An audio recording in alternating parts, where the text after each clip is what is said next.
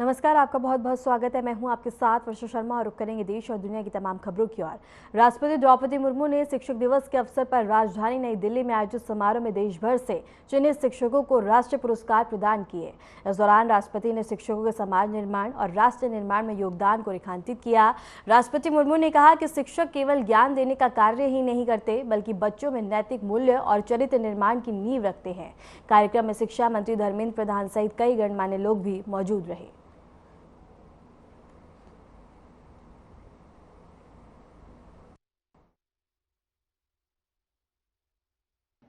आज के सभी पुरस्कार विजेता शिक्षकों को हार्दिक बधाई देती हूँ।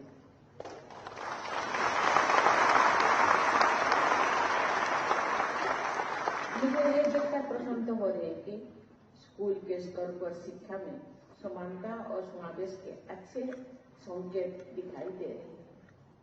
स्कूल स्तर पर पुरस्कार विजेताओं में शिक्षिकाओं की प्रभावशाली संख्या है, जो शिक्षकों की संख्या से थोड़ी सी कम है। ये भी महत्वपूर्ण है कि ग्रामीण शिक्षा क्षेत्र के विद्यालयों में पुरस्कार विजेता शिक्षकों की संख्या शहरी क्षेत्र के विद्यालयों के शिक्षकों की संख्या से अधिक है।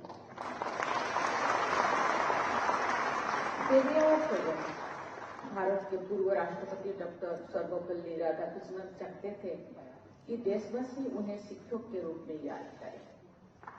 उनकी जयंती को आज के दिन शिक्षक दिवस के रूप में मनाया जाता है। आचार्य देवोभव की हमारी प्राचीन परंपरा के अनुसार शिक्षक को सर्वाधिक महत्व देने के उनके उदाहरण।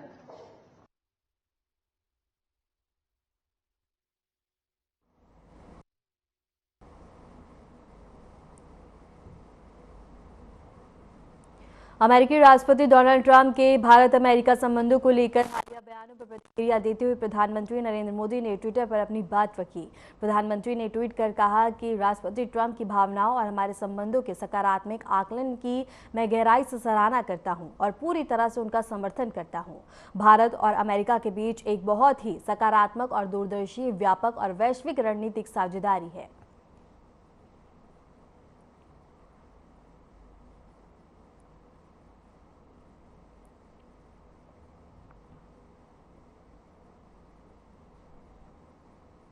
दिल्ली में आयोजित शिक्षा महाकुंभ कार्यक्रम में मुख्यमंत्री रेखा गुप्ता और केंद्रीय शिक्षा मंत्री धर्मेंद्र प्रधान एक मंच पर नजर आए। इस दौरान दोनों नेताओं ने शिक्षक दिवस के महत्व और शिक्षा की भूमिका पर अपने विचार साझा किए। कार्यक्रम को संबोधित करते हुए मुख्यमंत्री रेखा गुप्ता ने कहा कि देश के प्रधानमंत्री, शिक्षा मंत्री या मुख्यमंत्री आज जो भी पदों पर पहुंचे हैं, उनकी नींव सरकारी स्कूलों से ही पड़ी है। वहीं केंद्रीय मंत्री धर्मेंद्र प्रधान ने शिक्षक दिवस का महत्व बताते हुए कहा कि यह दिन डॉक्टर सर्वपल्ली राधाकृष्णन की जयंती से जुड़ा है। उन्होंने कहा कि भारत के नागरिक और विद्यार्थी अपने शिक्षकों को हर क्षण नमन करते हैं और शिक्षक समाज की व्यवस्था में सबसे अहम भूमिका निभाते हैं।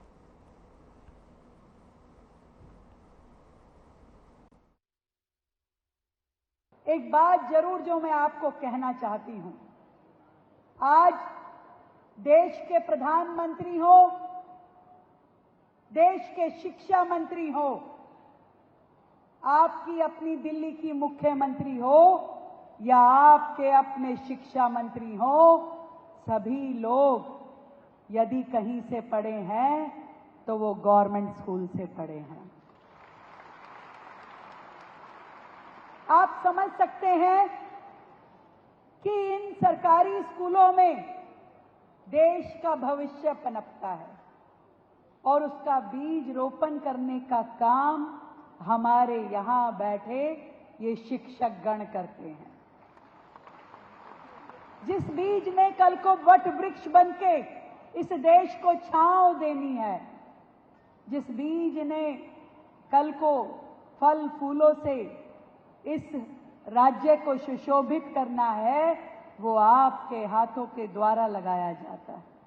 नया दिल्ली की स्कूल डिपार्टमेंट के द्वारा उनकी विभिन्न आयामों के बारे में और मंच पे जब आया, कुछ स्वागत नाटिका के माध्यम से आपकी गुण के बारे में, कला के बारे में हमें परिचित हुआ।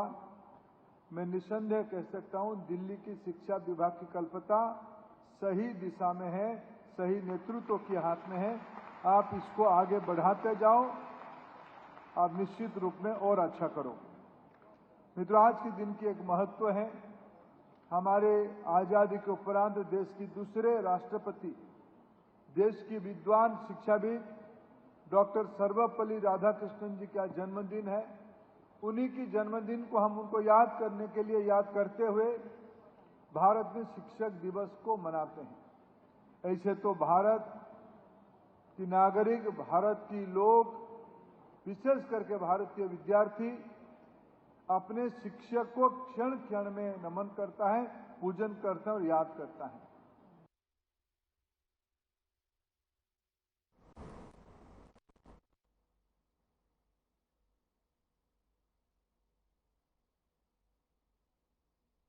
हरियाणा के मुख्यमंत्री नायब सिंह सैनी ने गुरुग्राम में जिला लोक संपर्क एवं कष्ट निवारण समिति की बैठक की अध्यक्षता की।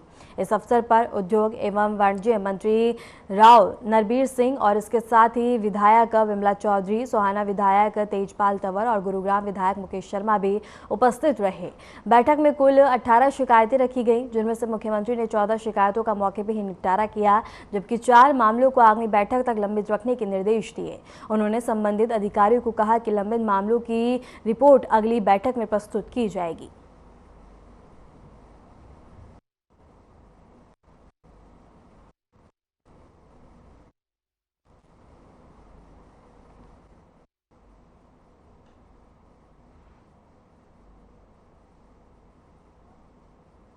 लखनऊ से बड़ी खबर है, जहां लखनऊ में परिवहन सेवाओं का शुभारंभ होने जा रहा है। सीएम योगी आदित्यनाथ करेंगे उद्घाटन और इसके साथ इंदिरा गांधी प्रतिष्ठान में कार्यक्रम का आयोजन होगा।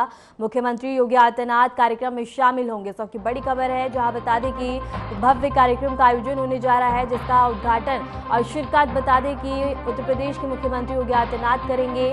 और इस वक्त की बड़ी खबर, लखनऊ में परिवहन सेवाओं का शुभारंभ होने जा रहा है। सीएम योगी करेंगे उद्घाटन समारोह और इसके साथ ही इंदिरा गांधी प्रतिष्ठान में कार्यक्रम का आयोजन होगा, जहां सीएम योगी आदित्यनाथ शिरकत करेंगे। इस वक्त की बड़ी खबर है, तमाम व्यवस्था की गई है। लखनऊ में परिवहन सेवाओं का शुभारंभ होने जा रहा है, जहां बता दें कि समारोह में शिरकत कर सीएम योगी आदित्यनाथ उद्घाटन करेंगे और इसके साथ ही इससे जनता को काफी ज्यादा लाभ मिलता हुआ नजर आएगा। व्यापक इंतजाम किए गए हैं और कार्यक्रम का शुभारंभ होगा। कार्यक्रम को भव्य तरीके से आयोजित किया जा रहा है और इस वक्त की बड़ी खबर है, जहां लखनऊ में परिवहन सेवाओं का शुभारंभ होगा।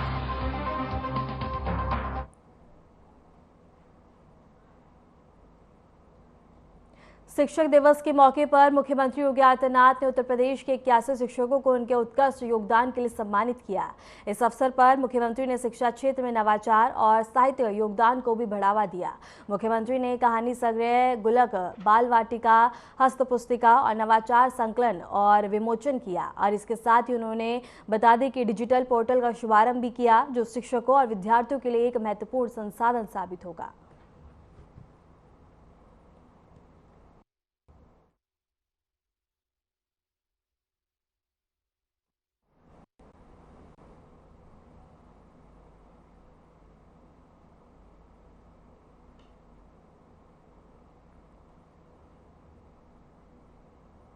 पंजाब के मुख्यमंत्री भगवंत मान की स्वास्थ्य स्थिति पिछले 2 दिनों से बिगड़ती जा रही थी। उनकी तबीयत अचानक खराब होने के बाद उन्हें उनके आवास से बता दें कि अस्पताल ले जाया गया।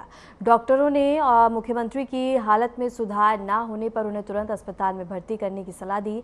इसके बाद स्वास्थ्य अधिकारियों और डॉक्टरों की टीम ने मुख्यमंत्री को अस्पताल में भर्ती किया। अधिकारियों ने बताया कि मुख्यमंत्री की स्थिति पर नजर रखी जा रही है और उनकी सेहत में सुधार के लिए आवश्यक चिकित्सीय देखभाल जारी है।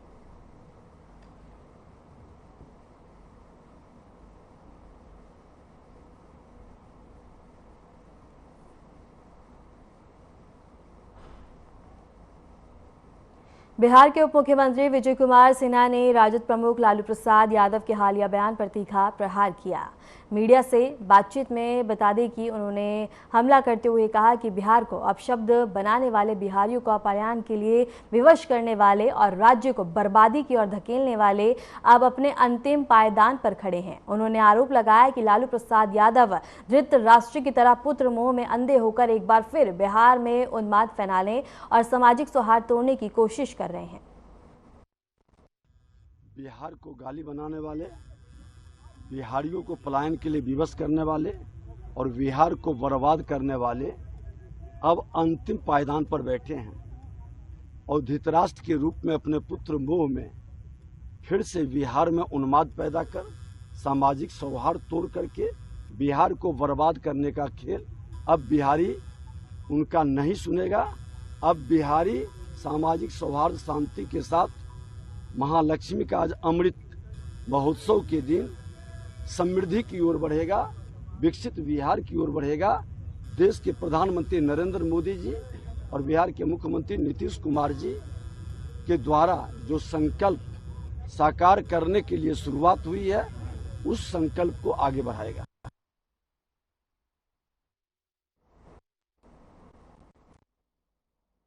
करेंगे अगली बड़ी खबर की और प्रयागराज रेलवे स्टेशन पर भारी भीड़ देखी गई। यूपीएसएससी परीक्षा के लिए यात्रियों की भारी भीड़ देखी गई है। झांसी जाने वाले अभ्यर्थियों की भीड़ और रेलवे स्टेशन पर सुरक्षा व्यवस्था ज्यादा बढ़ा दी गई है। पुख्ता इंतजाम किए गए हैं ताकि बता दें कि कोई भी परेशानी या कोई भी आपात स्थिति उत्पन्न ना हो सके। बड़ी खबर है जहाँ परीक्षा के लिए यात्रियों की भारी भीड़ देखी गई है। झांसी जाने वाले अभ्यर्थियों की भीड़ देखने को मिली है। रेलवे स्टेशन पर सुरक्षा की व्यवस्था की गई है और रेलवे स्टेशन पर बता दें कि पुलिस बल तैनात किया गया है। और इसके साथ ही बता दें कि प्रयागराज रेलवे स्टेशन पर भारी भीड़ देखी गई है और परीक्षा के लिए यात्रियों की भारी भीड़ है और झांसी जाने वाले अभ्यर्थियों की भारी भीड़ देखी गई है, जिसके मद्देनजर सुरक्षा के भी व्यापक इंतजाम किए गए हैं। पुलिस बल तैनात है और चाक चौबंद व्यवस्था की गई है। इस वक्त की बड़ी खबर है जहां प्रयागराज रेलवे स्टेशन पर भारी भीड़ देखी गई।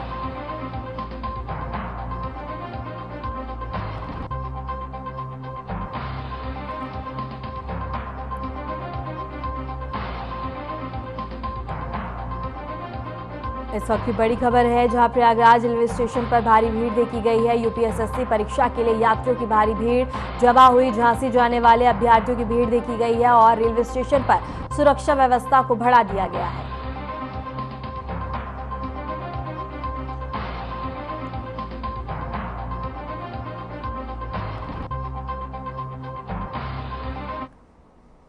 जयपुर के सुभाष चौक इलाके में देर रात बड़ा हादसा हो गया, जहां एक जर्जर इमारत का हिस्सा ढह गया। घटना में कई लोग मलबे में फंस गए। सूचना मिलते ही सिविल डिफेंस और एसडीआरएफ की टीमें मौके पर पहुंची और राहत बचाव कार्य शुरू किया। एडीसीपी ने जानकारी दी कि रात करीब 2 बजे पुलिस को घटना की सूचना मिली, जिसके बाद सभी अधिकारी मौके पर पहुंच गए और तुरंत रेस्क्यू अभियान शुरू किया। उन्होंने बताया कि इस मकान में करीब 19 लोग रह रहे थे और हादसे में 7 लोग घायल हुए हैं, जबकि 2 की मौत हो गई।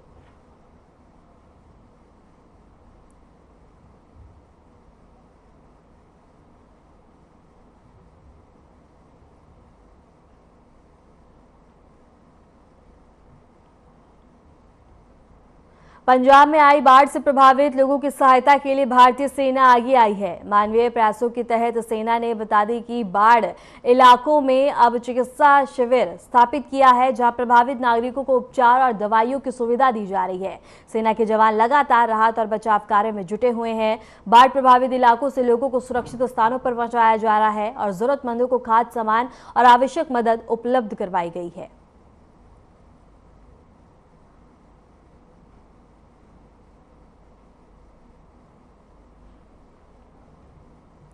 देश भर में बारिश का कहर देखने को मिल रहा है। दिल्ली के कई इलाकों में बाढ़ का खतरा बढ़ गया है। यमुना नदी उफान पर है, जिससे शहर के कई हिस्सों में जलभराव प्रवेश कर चुका है। सिविल लाइंस क्षेत्र के मार्केट का वीडियो भी इस स्थिति का प्रमाण है और यमुना का जलस्तर अब अपने खतरे के निशान से ऊपर बह रहा है, जिस कारण दिल्ली में बाढ़ का अलर्ट जारी किया गया। तो वहीं उत्तर प्रदेश में भी गंगा और यमुना नदी का जलस्तर बढ़ने से निचले इलाकों में बाढ़ जैसी स्थिति बन गई है। वहीं बता दें कि राजस्थान में भी उदयपुर और अजमेर में लगातार बारिश होने से स्थानीय स्तर पर जलभराव की समस्या सामने आई है। ये 3 तस्वीरें हम आपको दिखा रहे हैं। पहली दिल्ली की है, दूसरी उत्तर प्रदेश की, तीसरी राजस्थान की। और तीनों ही जगहों पर आप देख सकते हैं कि किस तरह से बारिश का कहर बरपता हुआ नजर आ रहा है। लगातार हो रही मूसलाधार बारिश के बाद काफी ज्यादा परेशानियां सामने आई हैं। अनंत चतुर्दशी के अवसर पर लालबगचा राजा के दर्शन के लिए श्रद्धालुओं की भारी भीड़ देखने को मिले। सुबह से ही लंबी कतारों में भक्त बप्पा के दर्शन के लिए इंतजार कर रहे हैं। मुंबई का लालबगचा राजा गणेशोत्सव का सबसे प्रसिद्ध और भव्य पंडाल माना जाता है। अनंत चतुर्दशी पर गणेश विसर्जन से पहले भक्तजन यहां दर्शन कर बप्पा का आशीर्वाद लेते हैं। प्रशासन और पुलिस ने भीड़ को नियंत्रित करने के लिए विशेष इंतजाम किए हैं। सुरक्षा व्यवस्था कड़ी की गई है और श्रद्धालुओं की सुविधा के लिए कई सेवा शिविर भी लगाए गए हैं।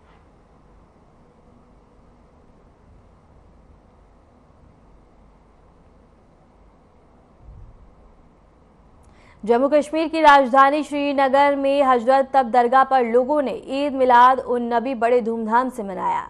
इस अवसर पर श्रद्धालुओं ने हजरत मोहम्मद साहब के जीवन और शिक्षिकाओं को याद किया। दरगाह में जुटे लोगों ने नबी की शान में बताने की महफिलों का आयोजन किया। रोशनी, नारेबाजी एवं दुआओं के माध्यम से इस पवित्र दिन को सेलिब्रेट किया। स्थानीय प्रशासन ने सुरक्षा और भीड़ नियंत्रण के लिए विशेष इंतजाम भी किए थे।